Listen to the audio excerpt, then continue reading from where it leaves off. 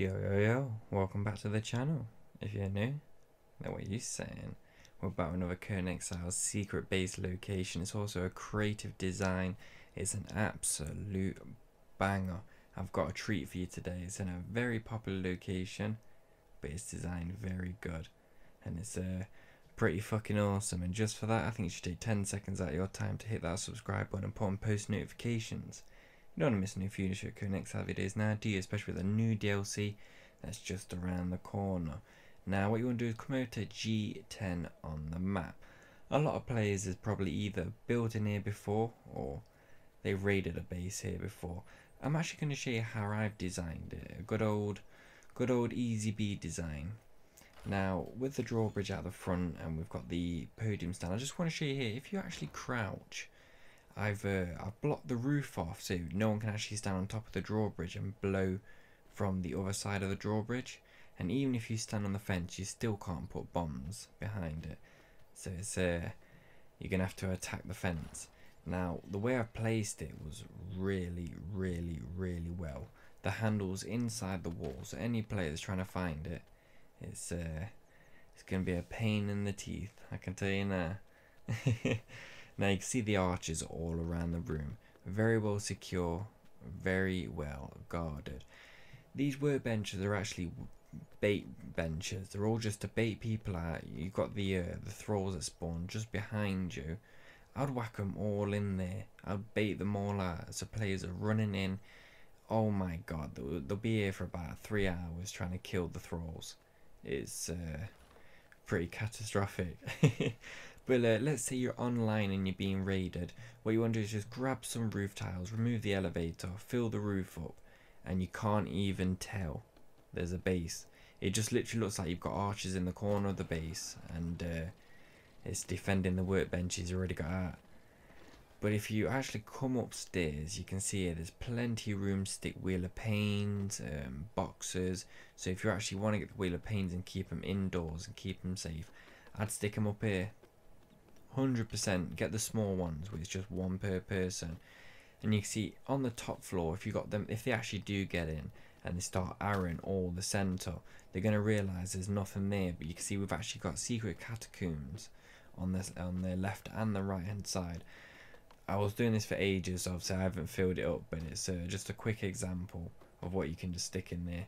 All the workbenches, all the shebang is pretty good. And on the other side, like I just said, come around this side, fill it back up, and you can have pretty much anything in there. Beds, absolutely everything. And you could even go one step ahead and actually start putting like locking each room off, and people wouldn't even know. They'll have to literally destroy the entire base just to feel at somewhat ease. If make sure there's no secret rooms. I actually really like this design. It's we always do these sort of roof-based designs where the elevator goes up inside these man-made buildings. But when you're logging off, I would definitely put the roof. I would highly recommend, if you are logging off and you think you're not going to be on the next day, put all your good loot upstairs, but keep your bodies downstairs on ground floor. So if they do break in when you're offline, it's they won't see no health bars up above. These thralls are just there just to fill the room up so it didn't look too spacious, just so you can get kind of a good idea. But the whole roof idea was just kind of be like a misdirection. It's just a hidey wall. Now what I'm doing here is I'm showing you a build tutorial of actually how I got about the whole situation.